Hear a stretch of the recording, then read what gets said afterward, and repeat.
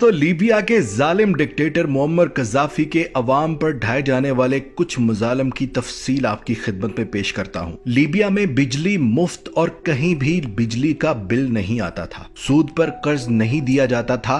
तमाम बैंक रियासत की मलकियत और 0% सूद पर कर्जे शहरियों को दिए जाते थे। अपना घर लीबिया में इंसान का बुनियादी हक समझा जाता था और उसके लिए हुकूमत शहरियों को मुकम्मल इमदाद फराहम करती थी। तमाम नए शादीशुदा जोड़ों को अपना नया घर बनाने की मद में हुकूमत $50,000 फ्राहम करती थी। पढ़ाई और इलाज की सहूलत तमाम शहरियों को बगैर पैसों के मुयस्सर होती थी और कज़ाफ़ी से पहले 25% लोग पढ़े लिखे थे, लेकिन बाद में 83% लोग तालीम के जेवर से आरास्ता हुए। किसानों को ज़रूरी आलात, बीज और ज़रूरी जमीन मुफ्त में फराहम की जाती थी। अगर किसी बाशिंदे को लीबिया में इलाज, मुआलजे या तालीम की सहूलत मुयस्सर न होती तो गवर्नमेंट बिना किसी खर्चे के बैरूने मुल्क भिजवाने का इंतजाम करती थी। लीबिया में अगर कोई शख्स गाड़ी खरीदना चाहता तो हुकूमत 50% सब्सिडी देती थी। पेट्रोल की कीमत फी लीटर $0.14 थी। लीबिया पर कोई बैरूनी कर्जा नहीं था और लीबिया के कुल असासों की कीमत तकरीबन $150 अरब से भी ज्यादा थी, जिस पर आज मगरबी मुमालिक का कब्जा है। अगर कोई शख्स ग्रेजुएशन के बाद भी कोई नौकरी हासिल नहीं कर पाता था तो हुकूमत उसे तालीमी इस्तिदाद के मुताबिक मुफ्त तनख्वाह अदा करती जब तक कि उसे कोई नौकरी न मिल जाए। मुल्क के तेल से हासिल होने वाली आमदनी का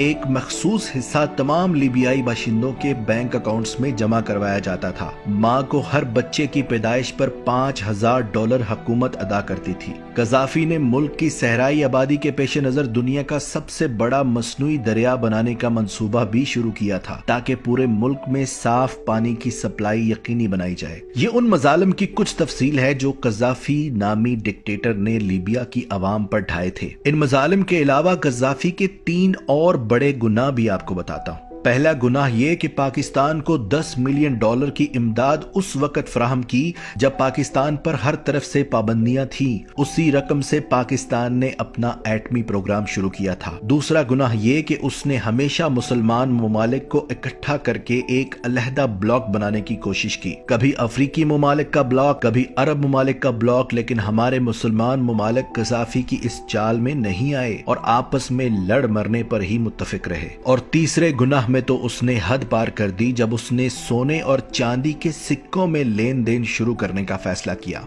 और ऐलान किया कि कागजी करेंसी जाली करेंसी है। उसके इन करतूतों के बायस ही अमेरिका ने उसको कत्ल करवाया ताकि लीबिया के बाशिंदों को भी एक जालिम डिक्टेटर से निजात दिलाई जाए। और अब लीबिया में मुकम्मल जमहूरियत आ चुकी है और वहाँ के लोग भी जमहूरियत के मजे लूट रहे हैं जैसे हम पाकिस्तानी लूट रहे हैं। जब भी डिक्टेटरशिप आई उन्होंने अवाम के लिए बहुत कुछ किया और जमहूरियत ने हमेशा अवाम को डिक्टेटरशिप से बचाने के नारे के साथ लूटा और सिर्फ लूटा। ये मेरे एक बहुत ही प्यारे दोस्त हाजी सुल्तान अहमद का तज्जिया है। मेरी दुआ है कि अल्लाह पाक पाकिस्तान में इस्लामी जमहूरियत नाफिज करे जिसमें सही मानों में अवाम की खिदमत हो सके।